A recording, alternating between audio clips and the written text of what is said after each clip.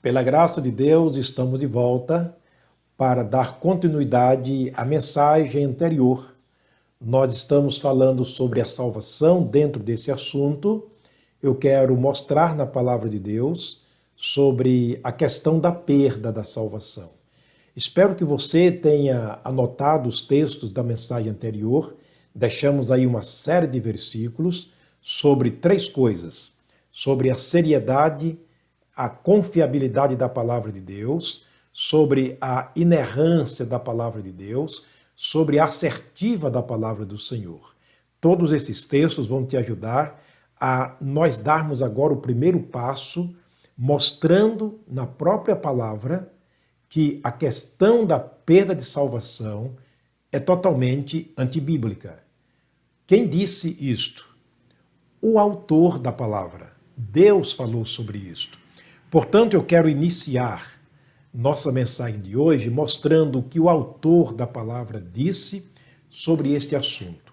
Eu creio que você, como eu, já viu muitas pessoas dizendo que perdeu a sua salvação, que hoje não fazem parte mais da igreja porque um dia na sua vida cometeu um pecado e acabou perdendo a sua salvação.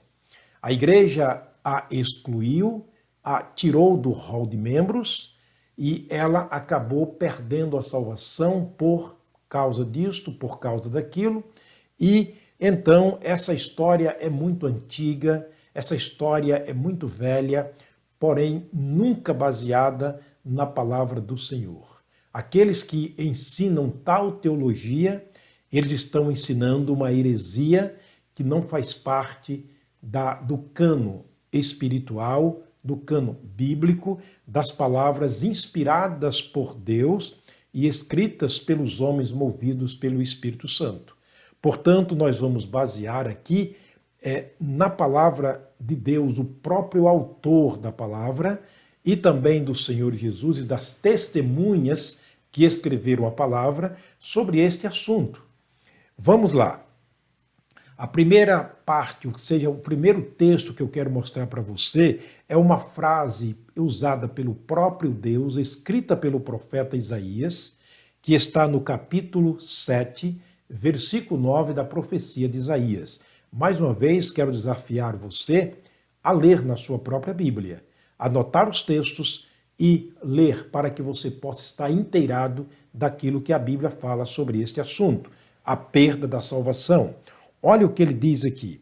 A última parte do versículo 9 do capítulo 7 é uma frase bíblica, porque é uma frase que está na Bíblia, não só por estar na Bíblia, mas também porque Deus foi quem a pronunciou.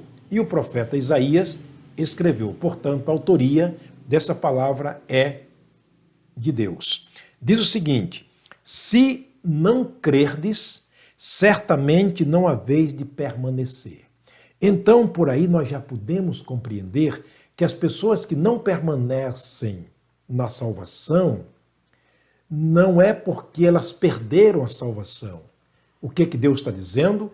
Se não permanecerdes, certamente não... Aliás, se não crerdes, certamente não permanecereis. Não haveis de permanecer. Vocês não poderão ficar firmes a não ser através da fé. Portanto, observa que eu não permaneço para crer, mas eu creio para permanecer. A permanência é um resultado diretamente da fé, porque a fé é aquilo que me mantém firme, é aquilo que me mantém olhando para Deus, aquilo que me mantém confiante, baseado na sua palavra escrita. Mas, finalmente, o que é realmente a nossa fé? Ou o que é a fé? A Bíblia Sagrada diz aqui em Hebreus capítulo 11, versículo 1. Ora, a fé é o firme fundamento das coisas que se esperam e a prova daquelas que se não veem. Portanto, a fé é uma esperança no futuro, não é dar um salto nas trevas, não é acreditar naquilo que não existe.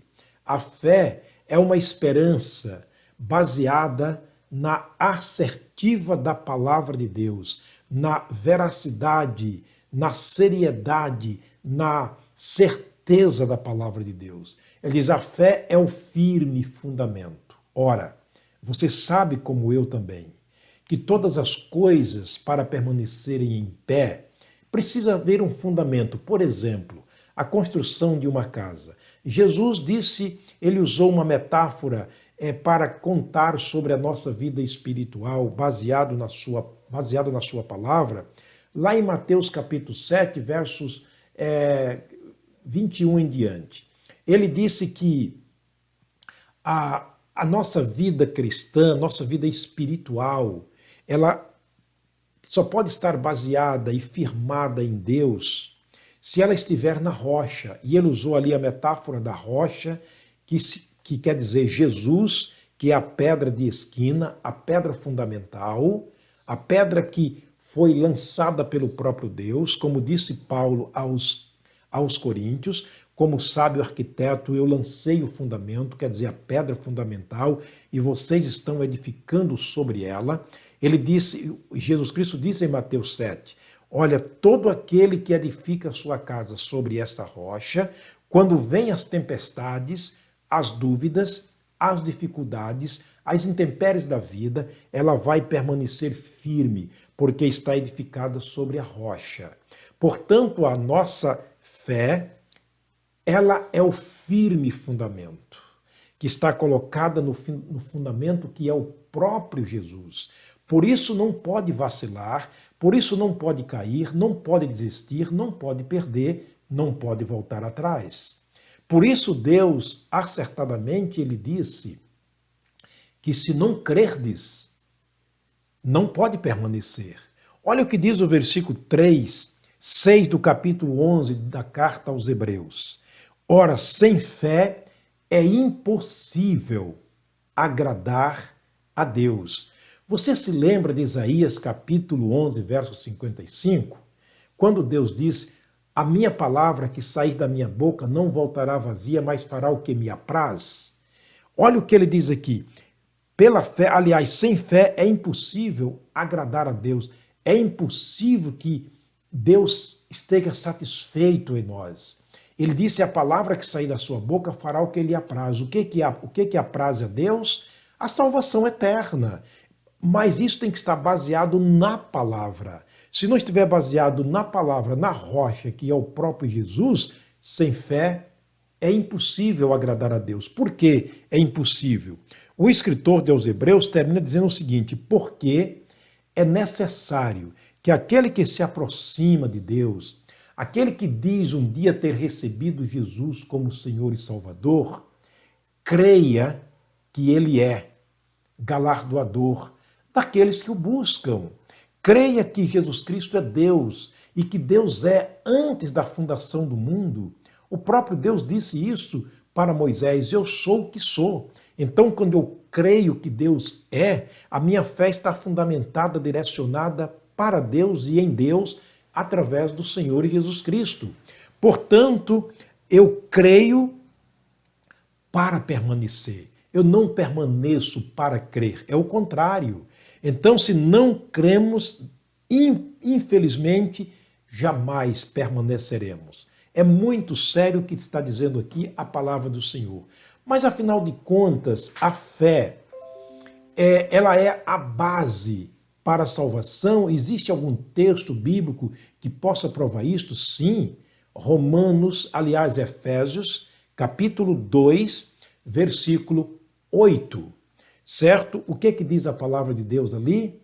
Porque pela graça sois salvos. Graça quer dizer o favor imerecido de Deus para toda a raça humana. Pela graça, pelo favor de Deus, pela misericórdia de Deus, somos salvos mediante a nossa fé. E isto não vem de vós, é dom de Deus. Prova que a fé não é nossa. A fé é um dom, é uma dádiva de Deus. Então Deus nos dá a fé, a fim de que nós possamos crer para sempre. Por isso que a fé em Jesus, ela é eterna e ela permanece porque é um dom de Deus. É Deus quem nos dá. Já pensou? Deus nos dá algo falsificado, algo que dura até enquanto nós caímos em pecado? Todos os dias nós pecamos. Somos pecadores, embora pecadores salvos pela graça mediante a fé. Mas a fé em quê? Mas antes de falar nisso, sobre em quem deve estar a fé, nós fazemos uma outra pergunta que é fundamental. Como se conseguir essa fé? Como se conseguir esse dom de Deus? Que sacrifício eu posso fazer? Qual a penitência que eu posso fazer? Qual a indulgência que eu posso praticar na minha vida para eu conseguir esta fé? Qual a praticidade da minha vida, pastor, eu posso ter para conseguir essa fé, que é um dom de Deus? Está escrito também na palavra do Senhor. Romanos capítulo 10, versículo 17. Ora, a fé vem ou é pelo ouvir, e o ouvir pela palavra de Deus. Você está no lugar certo, diante da palavra certa, ouvindo a palavra certa, e você pode aproveitar este momento para receber de Deus a grande fé. Sabe por quê? Ele disse: todo aquele que ouvir a minha palavra e crer naquele que me enviou, tem a vida eterna. João 5, verso 24. Portanto, o que a Bíblia Sagrada está dizendo para nós é que, embora a fé sendo um dom de Deus, ela sendo indispensável para a nossa salvação, ela pode ser recebida através de ouvir a sua palavra. Portanto, mas eu devo crer em quê, pastor? Eu devo crer em quem para receber esse dom de Deus? Algumas pessoas que levam as pessoas a crerem na igreja como santa, una e perfeita para a sua salvação. Há pessoas que conduzem, pregadores que conduzem as pessoas a crerem no batismo.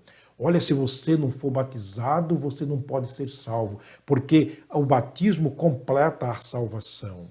Há algumas pessoas que levam as pessoas a acreditarem nas boas obras.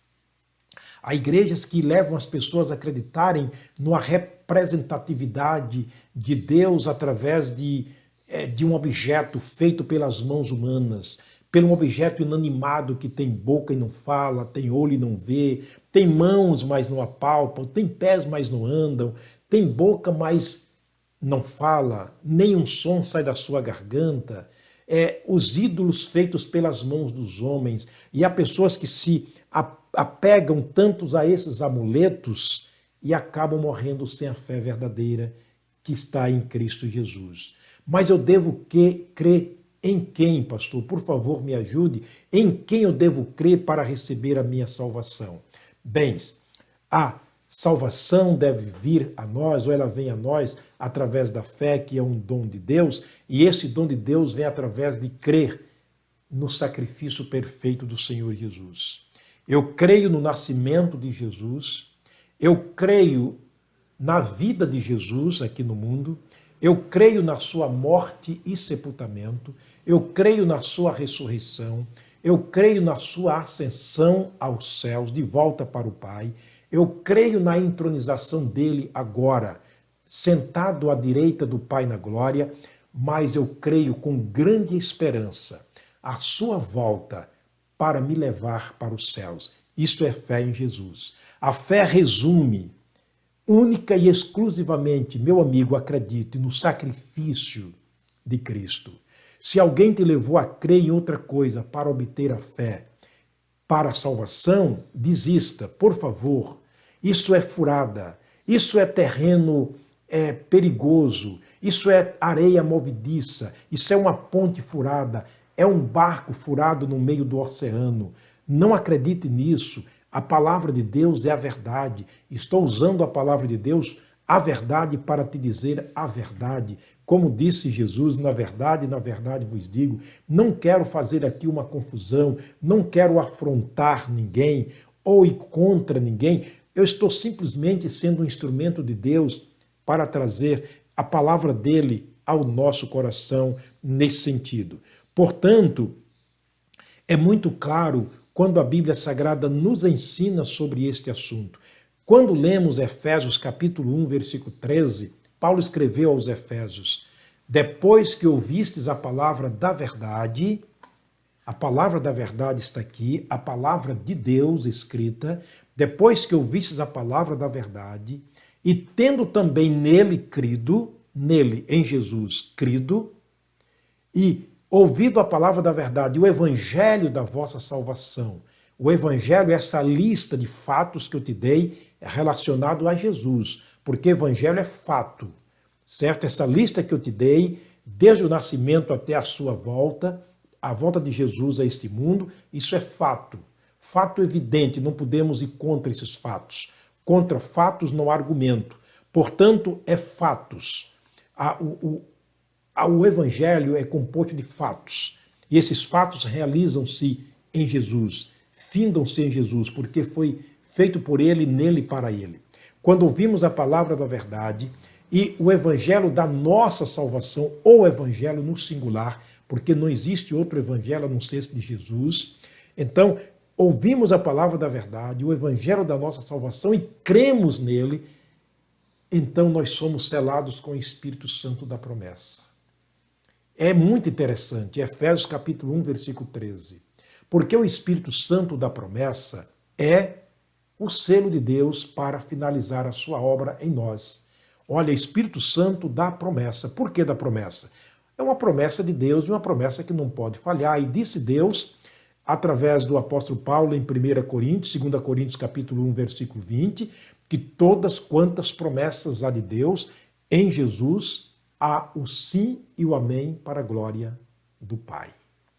Eu espero que você tenha entendido, mas sobre tudo isso espero que você tenha obtido a fé verdadeira, a fé que salva, a fé que te faz permanecer em Jesus. Continuaremos, se Deus permitir, na próxima mensagem, ainda falando sobre este assunto, a segurança da salvação em Cristo Jesus e não a perda de salvação à luz da palavra de Deus. Vamos orar. Pai querido, Pai de amor, continua falando ao coração do meu irmão, do meu amigo, aquilo que eu não pude ser claro, que o Espírito Santo possa ser claro, possa revelar para eles aquilo que está dentro da tua vontade para o crescimento espiritual ou para a salvação em Cristo Jesus. Guarda-nos, ó Deus, até a próxima mensagem. Nós oramos agradecidos no nome do Senhor Jesus. Amém. O Senhor te abençoe. O Senhor te guarde. Até lá, se Ele nos permitir.